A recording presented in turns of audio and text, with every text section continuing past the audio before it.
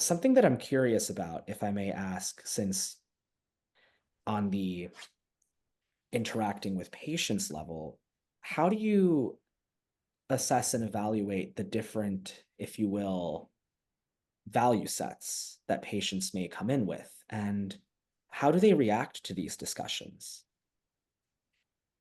That's another big question. You guys ask good questions. And so just like kind of in general, Yeah, in even general, or as it relates to the things that we've been talking about. for sure. Yeah. Um, well, so as a general pediatrician, specifically the topic of abortion doesn't come up that much. It comes up sometimes. But like anything, you know, I my job is to help the patient and their family if their family is, involved at that time. Um, my job is to help people make the decisions that's the best decisions for them. To make sure that people have the information that they need, that is delivered in a way that is not biased and not leaving something out that's important. It's not it is in no way my role to encourage somebody to do something. I can, it's my job to connect with people and establish trust, to be somebody that they can rely on, and to make sure that they have everything that they need to make the decisions that are right for them, with regard to their health and safety. And in peds, it's a little bit harder, right? Because there's this whole maturation of the brain, and assent and consent, um, and all of the laws. But overall, no matter what it is, my job is not to make decisions for people. It's to help people make those decisions. You have the information they need to make the decisions that they need. And I think that when the Dobbs decision happened, one of my patients, was a who I had been trying to help, was a 16-year-old girl who was pregnant and didn't want to be pregnant. And the week before the Dobbs decision, I was doing everything I could to help her make the right decision for her. And she wanted to have conversations with both abortion providers, so OBGYNs at an abortion clinic, and OBGYNs not in an abortion clinic, and like a regular healthcare, not right, I shouldn't say that because there's not the same, just like it, you know, Yeah. in our right, typical where you would be rotating.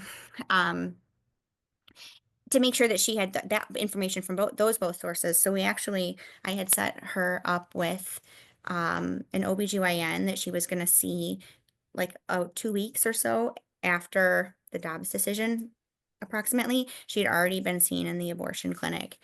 And that Monday morning, I had to call her and say, you know, and she was about 8 weeks pregnant. So it was very likely already too late, because her fetus might have already had a heartbeat. And so I had to call her and say, if you are thinking about having an abortion and you feel like that's what's right for you, you cannot wait to see the OBGYN that you're scheduled to see to have that other conversation that was so important to you. If you want to have an abortion, you need to go back to the abortion clinic today, and it might already be too late. And I had never had to give a patient advice that contradicted my own medical advice. My personal advice was you need to go back there today if you want to have an abortion. When a couple of days prior, my medical advice was, sure, that's a great idea. Let's make sure that you're informed so that you can make the decision that's right for you.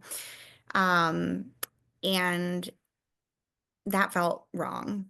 Um, so yeah, so that's how I see my job. And that applies to pretty much every conversation that I have with patients. That is such a that story is just really it's such a difficult scenario for the patient to navigate, for you to navigate, and it's even with all parties acting like your patient was looking to get a variety of perspectives and make an informed decision.